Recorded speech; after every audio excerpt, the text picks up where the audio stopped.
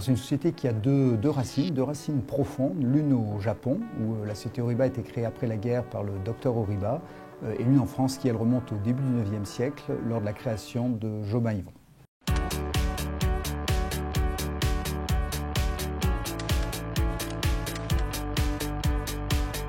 C'est globalement de la très haute technologie et en particulier dans le cas de Jobin Yvon, notre marché principal est le monde de la recherche. Nous fournissons des instruments de mesure, des instruments d'optique pour les chercheurs, les laboratoires universitaires, le CNRS en France, le CEA, les grands centres de recherche dans le monde entier.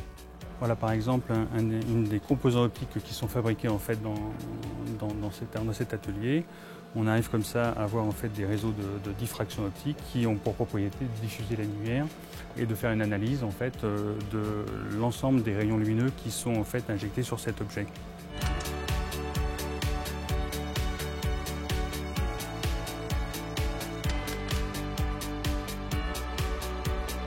Donc le groupe a à peu près 1 milliard de dollars de chiffre d'affaires, à peu près 5000 salariés.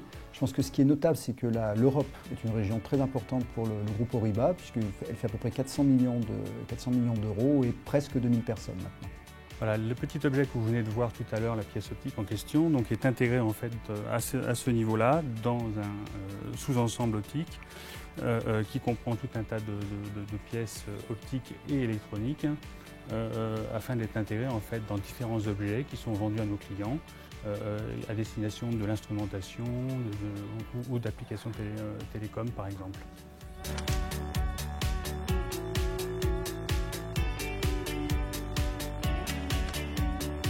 Le groupe Horiba Jobin Yvon est présent dans le monde entier, sur les 3 continents. Notre organisation est en 3 régions. Une région Asie, bien sûr, pilotée depuis le Japon, une région américaine pilotée depuis la Californie et une région européenne dont le siège sera dans ce bâtiment en France. Nous avons 7500 m² en fait de bâti. Nous avons une tranche supplémentaire de prévue qui pourra nous mener ici jusqu'à 18 000 m². Nous aurons en fait de quoi doubler en fait les effectifs sur ce plateau. Tous les développements, tout ce qui se passe en ce moment sur le plateau, avec les écoles qui rejoignent l'école polytechnique, l'université Paris-Orsay qui se développe elle-même, et bien sûr tous les centres de recherche industriels comme Thales, comme Danone qui sont déjà là, EDF par exemple qui va revenir, sont des choses qui ont piloté notre décision.